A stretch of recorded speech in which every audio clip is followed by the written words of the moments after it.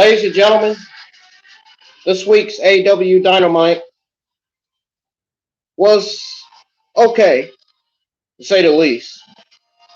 So we got Ethan Page versus Lee Johnson. We got Ethan Page's AEW in-ring debut. We got Inner Circle's War Council. And we got Ray Fenix versus Matt Johnson. And then AEW announced Britt Baker versus Thunder Rosa for AEW Dynamite St. Patrick's Day Slam. And then we got Darby Allin retaining his title over Scorpio Sky. And we got Christian speaking. We got all that, plus more to go over. We're going to break it down. We're going to talk about it. Or should I say, I'm going to break it down. I'm going to talk about it. I'm going to give you the results that you need to hear right here on my Ingram Wrestling News YouTube channel, folks. Now, first and foremost, I am IWN's very own Brennan Ingram here, live with your AEW Dynamite, March the 10th, 2021, AEW Dynamite review. Now, let me remind you all that my eyes are feeling a little tired, so please bear with me. My eyes are tired this morning. I'm going to review AEW, and then I'm going to get my ass in the fucking bed because my eyes is fucking tired, man. I can't even talk. That's how you know I'm tired. So, anyways, before we get started with the review, man, be sure you hit that subscribe button, turn on the bell for notifications, even though I don't even want to be here, even though I'm here. But again, hit that subscribe button, turn on the bell for notifications, follow me on Twitter at Ingram Wrestling, follow me on Twitch at Ingram Wrestling News. And we're going to go ahead and get to it. My moderator asked for it, so here I am. My YouTube moderator did. He asked for it. And the one person that voted AEW Dynamite wanted it too. So I'm here. I'm here. This is your AEW Dynamite review. I'm here, man. And I hope everybody's excited for what I'm getting ready to review to you all. So Dynamite opened up with Matt Johnson Phoenix match. It opened up the Matt Johnson Phoenix match. Phoenix and the Young Bucks made their entrance. We got Matt Johnson versus Ray Phoenix. So we got a lockup to start, and the crowd chants, "Let's go Phoenix." So then we got Matt getting the armbar, which Phoenix reversed into his own. So then Matt reverses into his snapmare. Now, SCU are watching from the crowd. Matt offers a test of strength, then knocks Phoenix in the gut. So then we got Phoenix with a slap to the chest. Phoenix with a lucha arm drag. And then feigns a suicide dive. Then hits a Hurricane Rana through the ropes. So then Phoenix hits a planchura of dives to the outside. And then we got Pat watching. We got Pat watching on menacingly. I can't even pronounce the word. Phoenix throws Matt back in the ring and locks in a sleeper with a body scissors. Super kicks from Phoenix. Chops in the corner from Phoenix. Both men end up on the top ropes, exchanging chops, which ends with Matt delivering a powerbomb off the top rope. 2 count. Matt's ribs are hurt on the outside. Matt dives Phoenix into a ring apron, a senton outside from Matt. 2 count. So we got Matt continuing to work the back. Phoenix fights out with strikes to the gut. Matt hits a Casadora however you want to call it. Matt continues to work the back and right hands in the corner. Fenix hits a kick and drives Matt into the turnbuckle in a drop kick. Fenix with a cutter, strikes back and forth. Fenix with a 2 count. Fenix with a chop to the face. And goes for the tightrope walk penalty kick. Hopefully I'm correct here. Missing. And Matt hits a destroyer in the ring. Then another destroyer on the outside. Referee counts with Fenix down. And then he gets up at 9. Matt with an elbow from the top rope, 2 count. And then Matt locks in a sharpshooter. Fenix gets to the ropes. Matt tries to lock in another sharpshooter.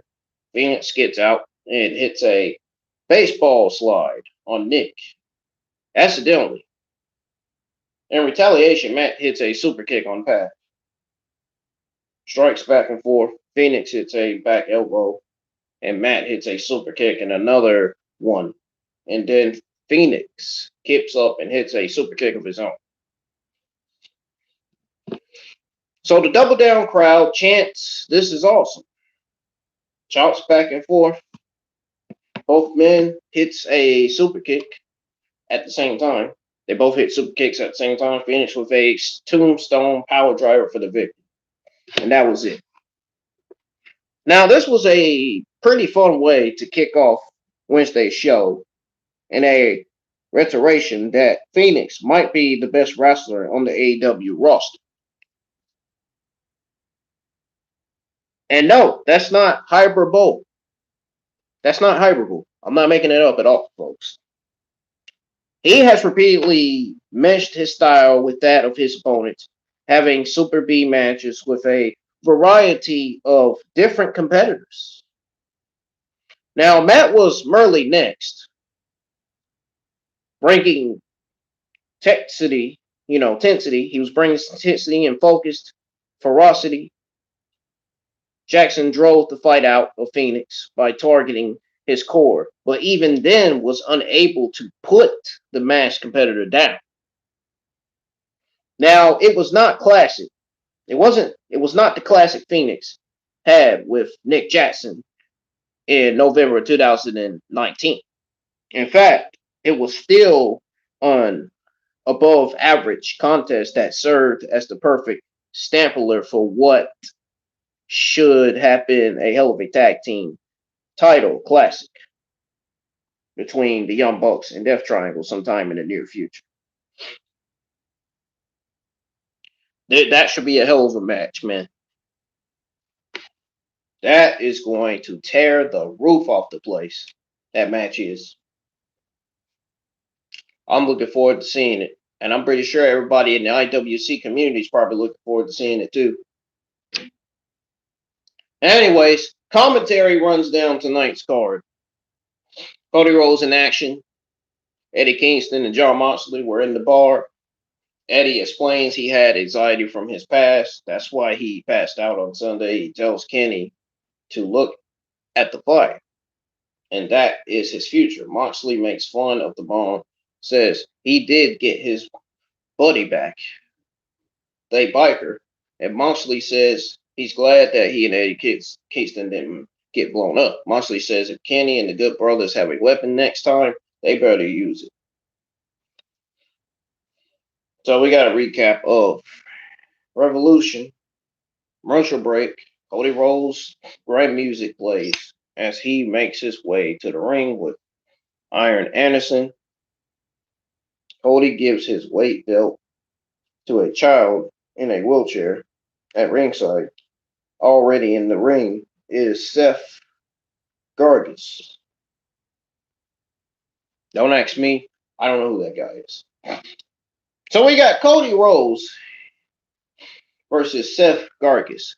Cody gets an armbar. Gargas reverses. Cody gets a forearm strike. Cody hits a power slam and locks in a figure four.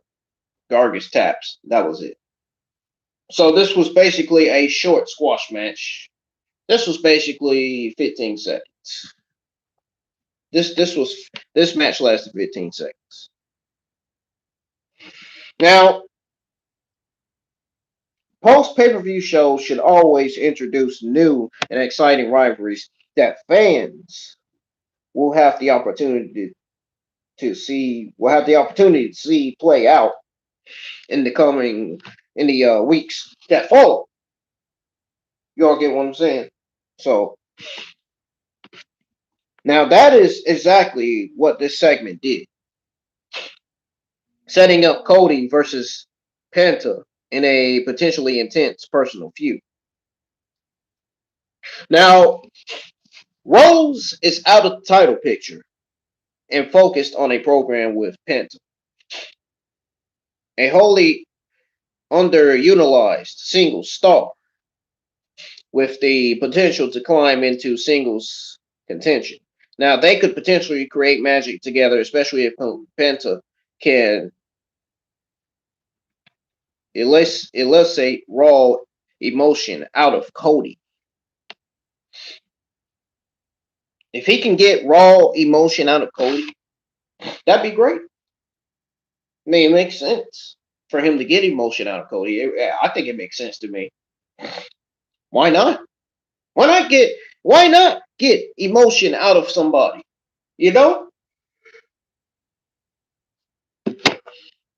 Now, if nothing else, it does provide a fresh match for Cody and an opportunity for Penta to make an even greater name with AEW fans. That's the way to go about it. That's what I think. So, Tony Schiavone enters the ring to interview Cody. Iron points at his watch. Tony asks about Cody's injured shoulder. Pentagon interrupts from the Spanish announce table before Cody can say much. Pentagon has a translator with him. Penta tells the translator to say Pentagon is a 1,000 times better than Cody. Pentagon says if Cody is the prince of pro wrestling, then Penta is the lord of lucha libre.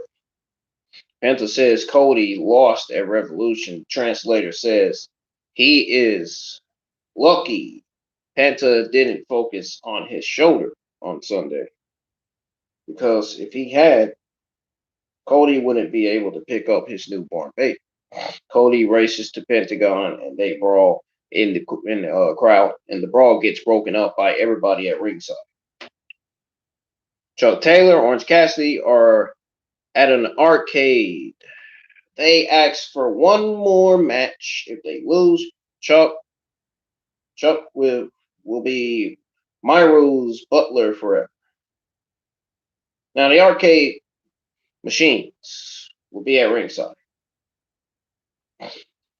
And they are going to put Myro in Keep's head through every one of them. They're gonna put their heads through every single one of them, folks. So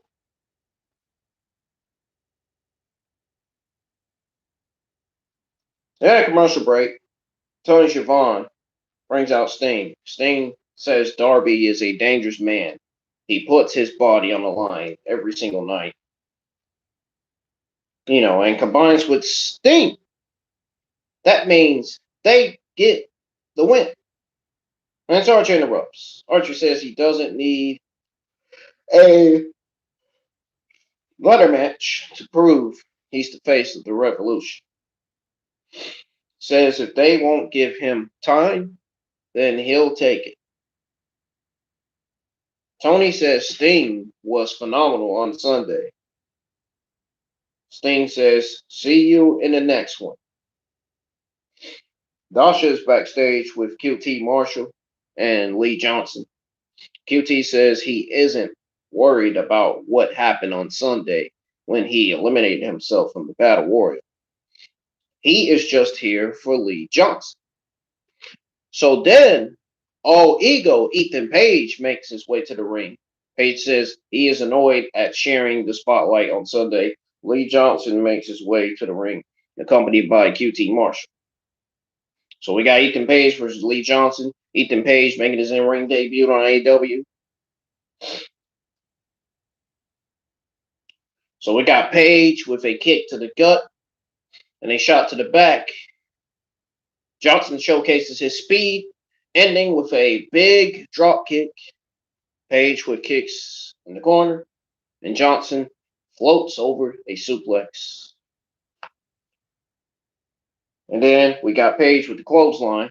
Here's Johnson with a clothesline. Johnson with an elbow to Page and a kick. Page with a chop in the corner to Johnson. And they shoulder block. Page celebrates while Johnson is down. On the outside, Page drives Johnson into the barricade. Page hits Johnson with a backbreaker off the barricade.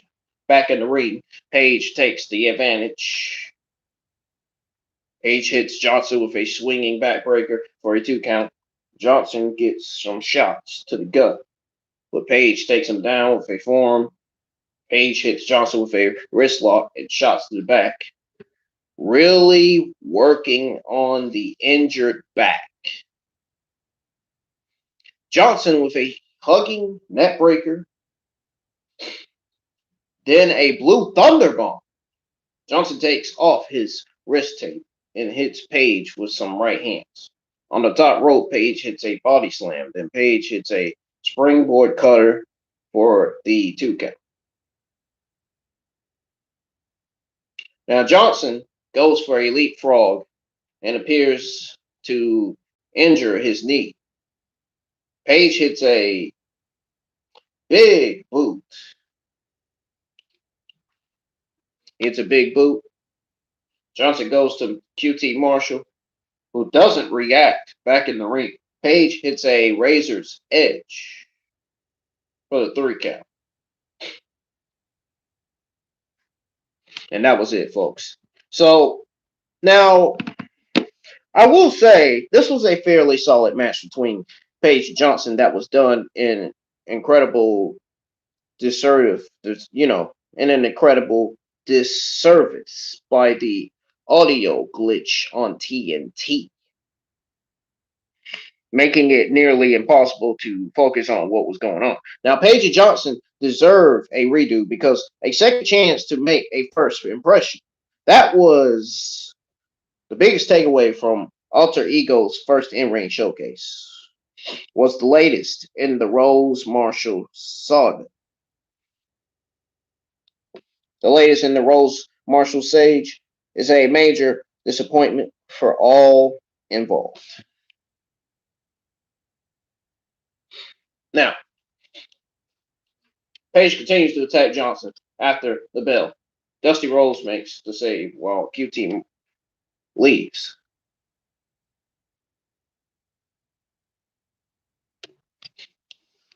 Alex Marvis is backstage with Adam Page.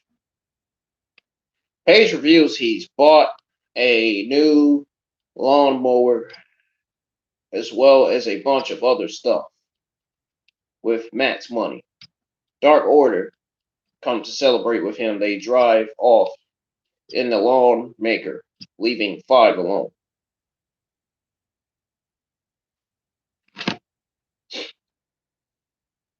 So then we got Tony Schiavone trying to introduce Christian Cage. But Kenny Omega's cleaners came out to do their dance. Omega comes out all smiles, accompanied by Callis and the Good Brothers. Callis says you're not going to hear from the brand new signee because he and Omega called the shots. He and Omega called the shots around here. I'm sorry I didn't cut the light on. I hope y'all can see now.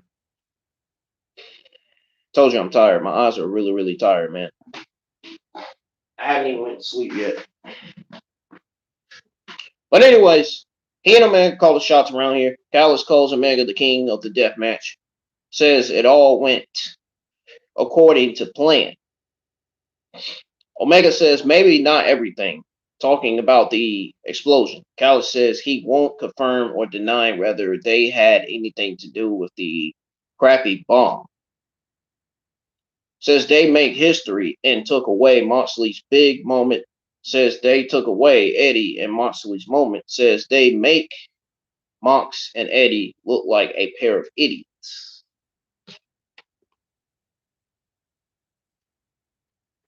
Moxley says he's getting goosebumps thinking about what could have been if they had blown up.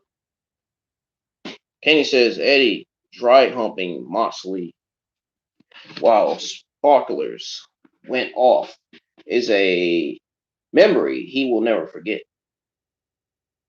Yeah, sure thing. Sure thing. Eddie Kingston comes out. Callis says he had Eddie working for him in Impact. Callis says he saw something in Kingston, so why did he fire him? Callis says just when he was about to grab the breast ring, he somehow screws it up.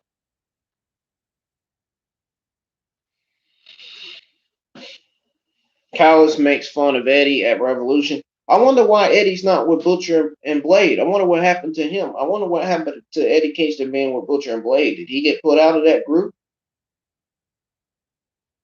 Was he fed up with them? I don't know. Well, anyways, Callis says because he likes him, he will give Kingston a chance. He will give him 10 seconds to get out of the ring. So the countdown plays, and Kenny and Callis dry hump each other, making fun of Kingston.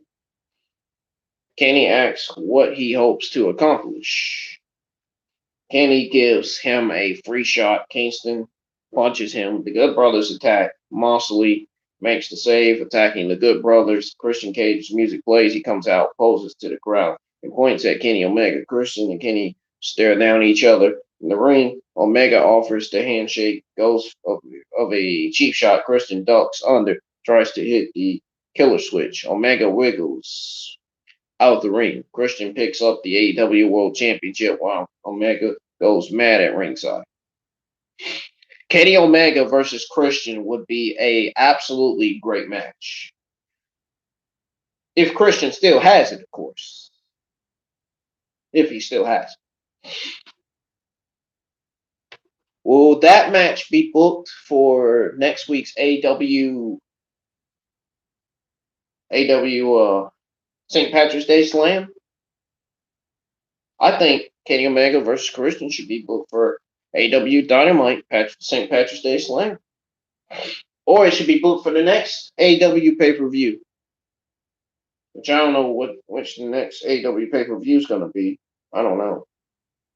But anyhow, that is going to be a great match. It'll probably be one of the best matches in AEW history. If they do it right. Dr. Brit Baker's music hits. Britt Baker makes her entrance. Nia Rose is next, accompanied by Vicky Guerrero. Oh, Lord Jesus. No, I'm just joking. Maki Itoh sings her way to the ring. The other wrestlers brawl while Itoh continues to sing on the stage. Funny. Shida tries to attack Itoh, but Itoh ducks under and hits her with the mic. So we got Britt Baker, Maki, and Nyla Rose versus Hikaru Shida, Ryo, and Thunder Rosa. Now let me know in the comments below what y'all thought of this 6 women's tag team match. What did y'all think of it? Was it garbage? Was it great? Was it trash? Was it one of the best matches on the show? I don't know about that. I don't think this one. I don't think this was one of the best matches on the show. And I'm still not happy about how AEW is using Thunder Rosa on TV. They really need to stop booking Thunder Rosa in matches where she loses. We're gonna explain that later, though. I'm gonna explain that at the end of the match. I'm gonna explain why I'm not happy. Why I'm not happy at AEW when it comes to Thunder Rosa. I will explain that at the end. Anyways, Itoh goes for a headbutt, but Shida moves. Itoh with a hip attack in the corner. Shida powers out of the corner. Shida takes Itoh down and tags in Ryo. Ryo with chops in the corner. I know y'all probably wondering, why am I moving around? It's just because it's because I get impatient, man. That's why I do that. I get impatient. I do that shit. So just ignore it. Thunder Rosa and Nia Rose tag in. Rose with kicks to the lower back body, forearm strikes back and forth. Vicky distracts Rosa and Nyla attacks. Itoh hits a swinging DDT on Rosa. Reveal with the crutches. Rosa intercepts and throws her from the apron. Rosa spikes Itoh with a side slam for the victory. So after that match, Baker attacks Rosa with the crutch. Baker gets the lockjaw on Rosa.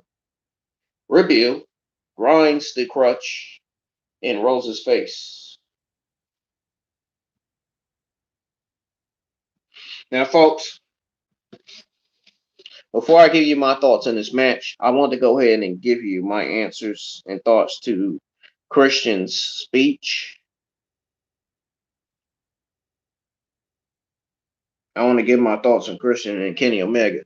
Now, first of all, the Omega and Callis explanation was pretty weak, if you ask me. Now, it resembles an overthinker trying to explain why Joss Whedon's Justice League cut didn't suck. Now, if you think about it like this, it actually makes sense in reality. Now, it was a band-aid. It was a band-aid on a compound fracture. It only drew attention back to the fact that the pay-per-view ended in lackluster fashion when Moxley and Kingston already cut a promo that addressed it, which I think is referring to last Sunday's Revolution. Man, that ending was one of the worst endings I've ever seen, man. That was bad. The AEW does not need to do endings like that again. That was just I'm never gonna forget that. That was the worst, man. It really was. Anyways, freaking odds get on my nerves. Anyway, so this did what this did, folks, this did successfully set up a potential Moxley Kingston versus Good Brothers feud and introduce Christian versus Omega as the next title program. Propelling stories forward and setting up new matches is the goal for all of those post pay-per-view shows. Now, AEW continued to do that successfully with this segment, earning it with an apple, earning it. They continue successfully with the segment, earning it in good consistency. Now, it's any higher based on a cockamamie explanation.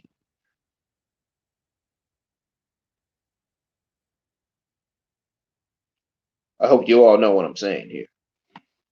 I hope you all get what I'm trying to say. Now, my thoughts on this 6-woman tag team match. Honestly, my answers to this, honestly, man.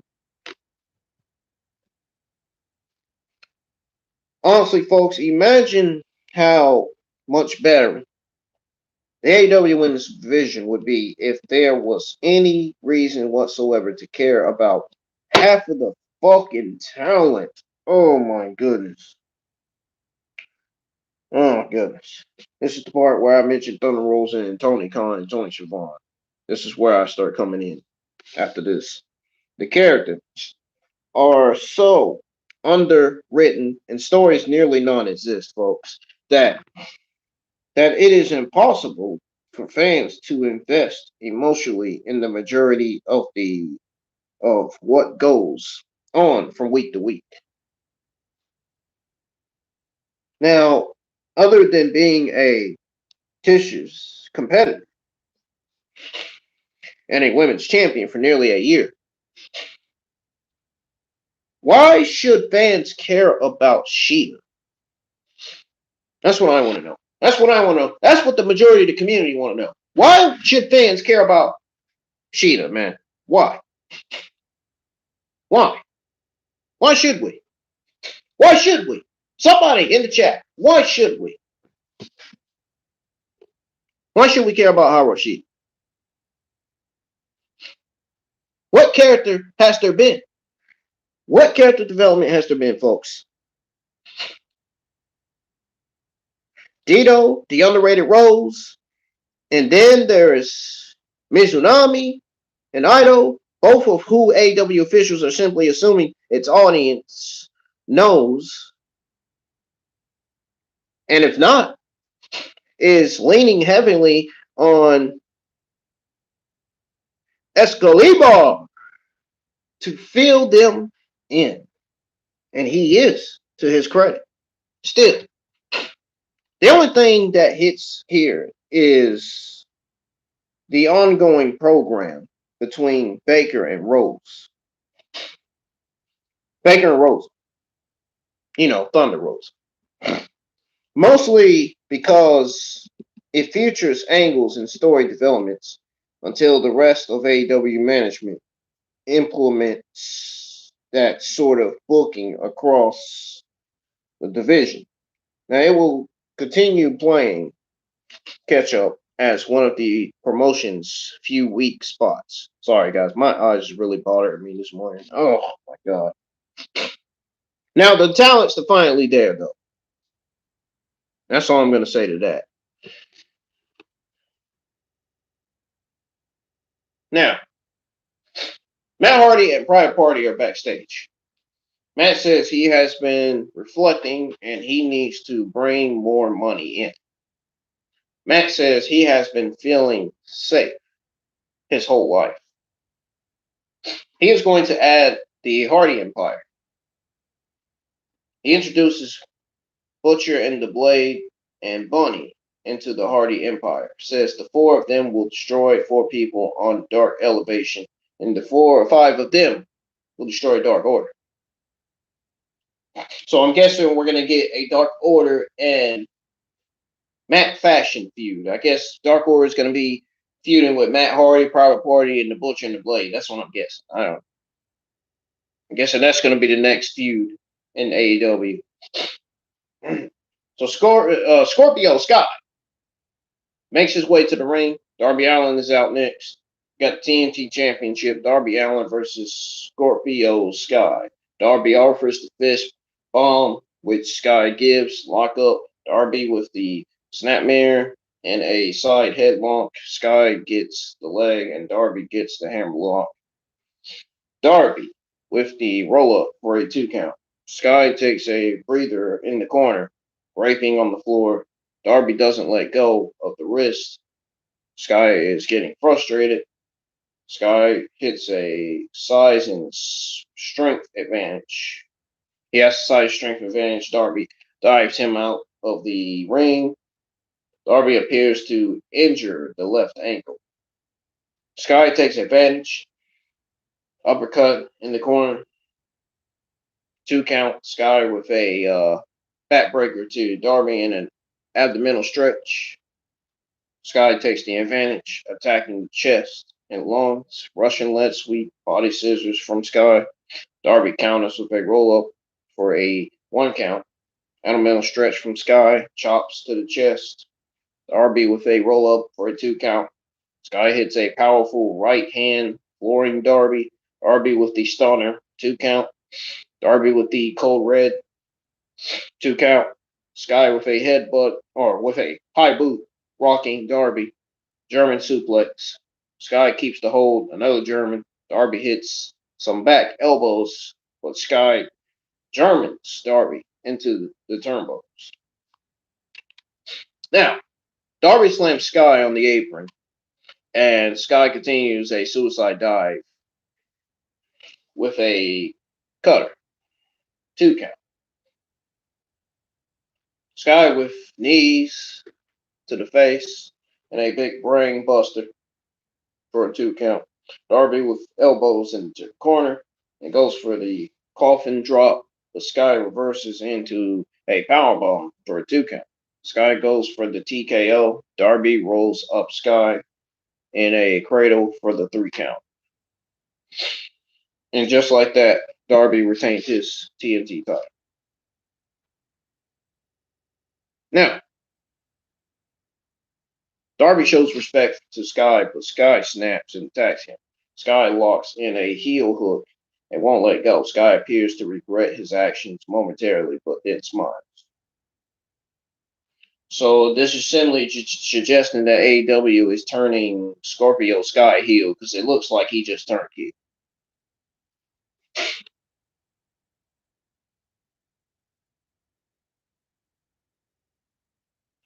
Now, not only was the match a fun back and forth, folks, also it was a showcase for Sky to prove himself as a high-profile single star in AEW.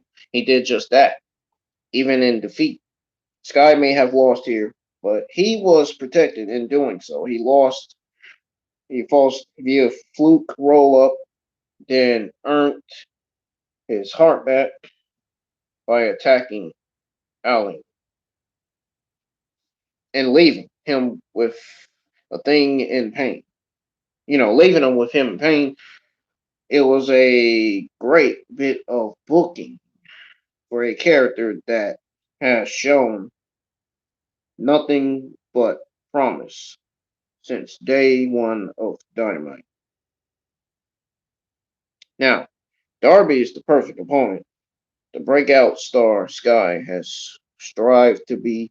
He is everything the Californian wants to be, but has not. At least to this point, there is a feud with a ton of potential to make a star out of Sky. Now, further strengthen Allin's standings and bring real attention to a TNT title that could use its first real program since Cody versus the late great Brody Lee last fall. Commentary runs down next week's card. Inner Circle Wars. The Inner Circle War thing came up next. It goes to commercial. Goes to commercial. And then back from commercial, the whole Inner Circle make their entrance. The crowd sings Judas. Jericho says armies have a war council whenever they need a change. Says the Inner Circle needs a new attitude, maybe a new member. MJF says they don't need a new member. Says they should let somebody go instead. Sammy Guevara enters. Jericho says he never wanted to see him again. Says Jericho needs to see something Sammy shows. Sammy shows Jericho a video he set up backstage. In the video, MJF says the Inner Circle needs new leadership. In the ring, MJF tells the Inner Circle to get him. They go to attack before aligning with Jericho. Jericho calls MJF a son of a bitch. Jericho says they were waiting for this. Jericho pushes MJF down and says he's out of the Inner Circle. Jericho says he's fired and they're going to deliver an old school Inner Circle beatdown. MJF pretends to cry and says he didn't want the Inner Circle because he was building his own. The lights go out When they come back on, FTR, Spears, and Tully Blanchard are in the ring. They attack the inner circle. Spears stomps Sammy into a chair. FTR smash a bottle on Hager. Dax and Spears handcuff Santana and Ortiz. Wardlow hits a huge kick on Jericho. FTR hit a double power driver on Santana and Ortiz. MJF hits Jericho with the diamond ring. Jericho is bleeding. He goes out the bat and Tully hands it to MJF. MJF attacks Jericho with the bat. New group drag Jericho to the stage. Wardlow powerbombs him off the stage. And Dynamite ends with MJF, Wardlow, FTR, Tully Blanchard, and Spears standing tall.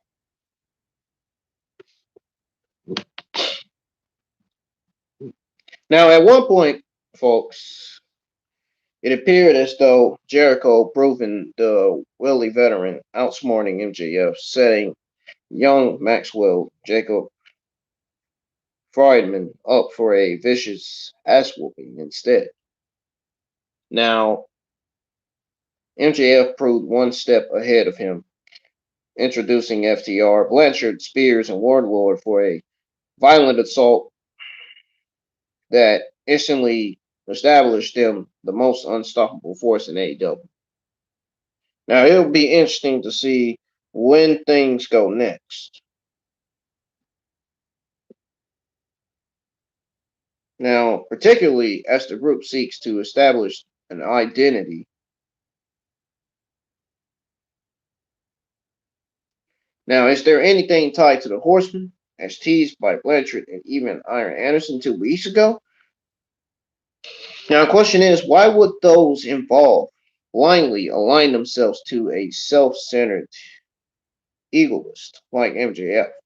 Those questions will be answered in due time, but the biggest question quickly becomes whether Inner Circle will become full-blown baby faces or still flirt with being heels. That 1 second generated that many questions suggests it was successful in creating excitement and intrigue moving forward. Ladies and gentlemen, this week's episode of Dynamite was a good show. It delivered, and I think they're going to be NXT in the viewership. I really want this Wednesday Night War stuff to stop because it's really getting boring. I'm really getting sick of it. Everybody, it's pretty clear that everybody in the community are getting sick of this Wednesday Night War stuff. It's getting boring. It needs to stop. NXT needs to go to Thursdays, and there was news on NXT possibly not moving to Tuesday nights yet. I don't know why. I just thought I'd give y'all that. Well, anyways, that's going to do it for my March the 10th, 2021 AEW Dynamite review. If you enjoyed it, hit the thumbs up. If you didn't, hit the thumbs down. Folks, I'm getting out of here. I'm tired. I need to go to bed.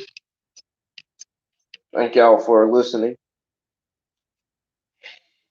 And I appreciate y'all for listening. I really hope y'all have a great day.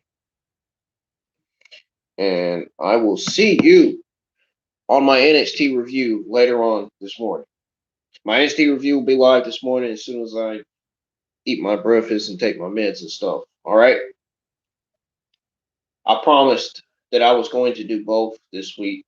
Somehow I did. I don't know how, but I did. But thank you for joining me, man. I'm getting out of here.